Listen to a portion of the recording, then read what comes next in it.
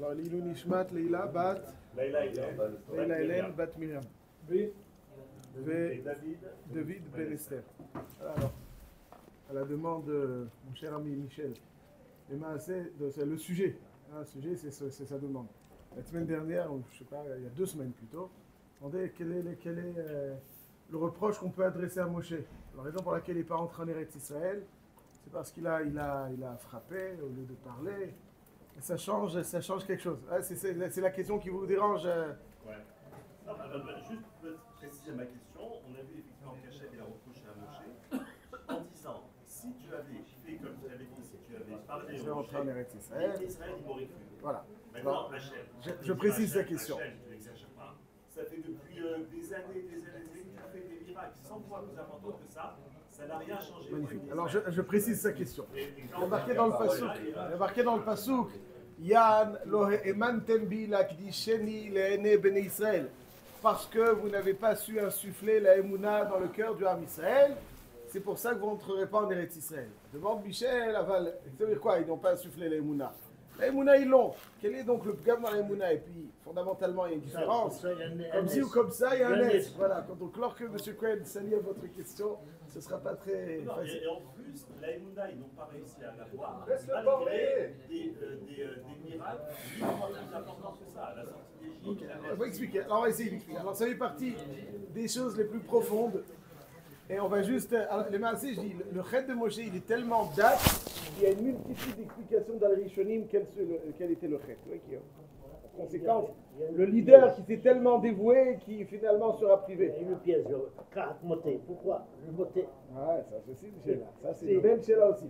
Donc, les Maasé, à la fin de Parashat Béchalar, je dis très rapidement, vous n'avez pas 1 heure, il y a les courses de M. Cohen. Et alors, je ne vais pas trop rallonger. Juste une petite Nekuda. Il y a eu un autre passage dans la Torah où Akadosh Baruch Hu demande à Moshe Rabbeinu de frapper alors qu'il manquait d'eau. C'est à la fin de Parashat Béchalach. V'ikita batsur. Vakach et amate v'ikita batsur. Et là, c'est différent. Et on lui adresse. Donc, de toute façon, il a demandé. Donc là, je vais vous dire très rapidement 2 Me'alchim, parmi plusieurs. 2 Me'alchim très rapidement. Le premier du Rambam, le deuxième du Sefer HaIkarim, donc les 2 grands penseurs de Yahadut Sfarad. Le Rambam dans Shmoné Prakim, il dit comme ça. Il dit que Moshe Rabbeinu, lorsqu'il a fait preuve de Shimona Amorim, donc il a montré qu'il était agacé, qu'il était un petit peu en colère à leur égard. Il dit le Rambam dans Shmoné Prakim, Shimona Amorim, écoutez rebelle, Amina Sela Zenotzi Lachem Maïm, c'est bon, dessus là on peut. Il dit le Rambam, lorsque Moshe, l'homme parfait, a un comportement, c'est forcément le reflet de comportement Yémé d'Hachem à l'égard du Ham Israël. Si le Ham Israël voit Moshe en colère, c'est que Hachem l'est aussi.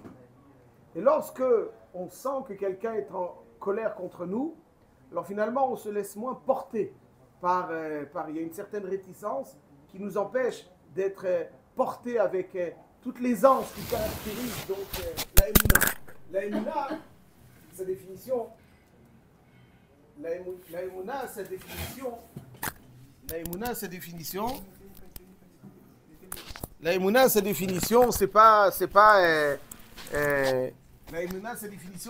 pas croire, savoir qu'il y a un Dieu. C'est quoi la Emouna? C'est croire qu'il y a un Dieu, la foi. De savoir. Alors, je partage, mais peut-être que je rajoute quelque chose. Allez, quand on voit cette table, je demande une question absolument élémentaire. Quand on voit cette table, est-ce que je sais qu'il y a quelqu'un qui l'a mis sur pied ou bien je crois? J'ai la foi. Je le sais. Alors, quand on voit un monde aussi complexe, un corps humain aussi magnifique, est-ce qu'on sait qu'il y a une force derrière? C'est-à-dire qu'il faut être un peu bizarre pour s'imaginer que les choses se sont... C'est un petit peu, beaucoup bizarre. On sait. Alors c'est quoi la Emouna? Croire. Tu crois, tu sais. Yedia. N'est-ce pas? On sait. On me croit. Là, vous avez parlé des Edim. Les Edim, ils viennent, ils me disent voilà ce qui s'est passé. Je les crois ou je les crois pas? J'ai pas vu. Alors, ils peuvent avoir Zama, ils peuvent avoir Kracha. Je crois. Parce qu'ils sont crédibles ou pas. Mais lorsque je vois, je sais. 1 + 1, ça fait 2, je le sais. Le yesod de la Emouna, c'est pas simplement savoir. La Emouna, c'est se laisser porter, avoir le sentiment. Ça veut dire inculquer à l'émotionnel, la conviction rationnelle de l'omniprésence et de la bienveillance d'Hachem à notre égard. C'est-à-dire que je dois le ressentir. Je sais beaucoup de choses, mais est-ce que je vis en harmonie avec ce que je sais? Est-ce que je le ressens? Cette sérénité, cette paisibilité qui doit caractériser un Ma'amin, c'est l'expression de la Emouna. C'est-à-dire si je sens, je suis serein. Ou bien j'arrive, je veux dire, comment je vais faire ça et est-ce que je vais réussir à faire ça? Si un enfant, dans les bras de sa maman, il est jamais aussi tranquille. Rien ne peut lui arriver. N'est-ce pas? J'aime bien observer les bébés dans les bras de leur maman. Quand ils n'ont pas faim, il n'y a rien qui les perturbe. Pourquoi? Parce qu'ils sont sereins.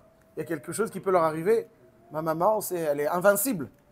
Qui lui rôle par rapport à Kadosh Baruch Hu. Kasher Yisa Omen et Ayonek.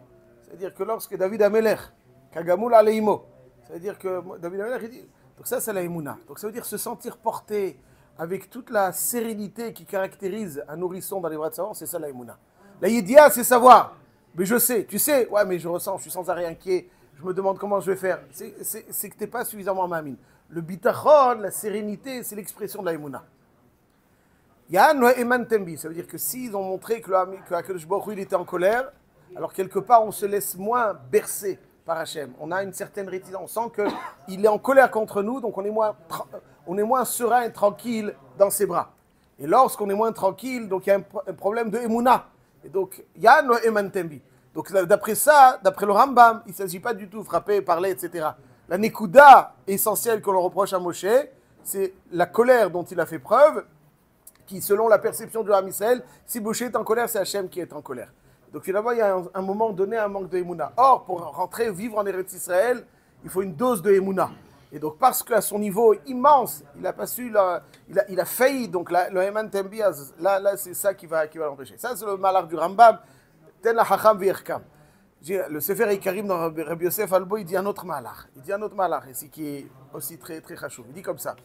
La ta'ana essentielle qu'on a sur Moshe, dit le Rabbi Yosef Albo, c'est que lorsque le Ham Israël vient, quelle fut la réaction de Moshe? Lorsque le Ham Israël dit, hey, on n'a pas à boire, qu'est-ce qu'ils font? Le Ham Israël, ils sont venus devant le Ohel Moed et ils sont tombés. On fait quoi? On fait quoi, Hachem? Alors Hachem lui dit dans les instructions, voilà ce que tu vas faire. Il dit Rabbi Yosef Elbo, le reproche qu'Hachem adresse à Moshe Rabbeinu, c'est d'avoir donné l'impression d'être désemparé. Alors qu'il aurait dû inculquer la Emouna, que l'homme de Torah qui était Moshe, il y a une loi spirituelle physique, qui fait que la Gashmiout, elle est soumise à l'homme de Torah. Elle se plie à ses exigences. Elle se plie à ses besoins. Plus quelqu'un s'investit dans la Torah, plus la Gashmiout donc, se met en place tout autour de lui pour favoriser ce qu'il doit faire. Je viens au shiur, a priori j'ai raté un rendez-vous ou j'ai raté quelque chose. Aval alcool panim adérabe. Lorsque je me plie à la Torah, alors Akadosh Baruch Hu, il met la Torah, alors la Torah, elle me donne un ascendant et elle plie. Donc, et Moshe Rabbeinu aurait dû montrer, comme il y a marqué Shemesh Bekivon Dom, il donnait des instructions à Pinchas Ben Yair. La mère n'a pas obéi à Moshe Rabbeinu lorsque on était sur Kiryat Yamsou parce qu'il n'y avait pas, il dit les Baben Torah, il n'avait pas encore reçu la Torah. Aval vayashov hayam leitano, al tikre leitano et là leitnao. L'itnao, ça veut dire quoi? Il y a une réserve. Ça veut dire que la force de la nature est soumise donc à la Torah. Et donc, ce manquement de Moshe de ne pas avoir inculqué, c'est ça le Ikar de la faute. Alors c'est vrai aussi, Aval Beikar, c'est ça, Yann, Noéman Tembi. Donc la Emouna, c'est ceux qui croient en Hachem. Il croient en Hachem. Mais croire en Hachem, d'après le Rambam, c'est avoir cette sérénité. Si je montre qu'il est en colère, alors c'est qu'Akadosh Baruch Hu quelque part est en colère. Et donc il nous manque cette sérénité. C'est ça le Ikar. D'une certaine façon, d'après le Rambam, il dit que c'est à cause de Moshe. C'est parce que si je sens que ma maman elle est en colère contre moi, je me sens moins serein dans ses bras. Non, elle est en colère, je l'énerve. Aïe, aïe, aïe. Et donc là, dire à un juif, ça c'est chassidiche un petit peu ce que je veux dire, mais je vous le dis. dire à un juif que Hachem il est en colère contre lui et que ça l'éloigne un petit peu. Ouais, se sentir, ça c'est le Hika. Ça c'est ce qui dit le Rambam. Rabbi Michel, c'est bon ou pas? Ouais, Loemantem, d'après le deuxième chat, c'est manquer d'être ma'amine à quel point la nature est soumise à l'homme de Torah. Ça c'est donc ce à quoi ils ont manqué.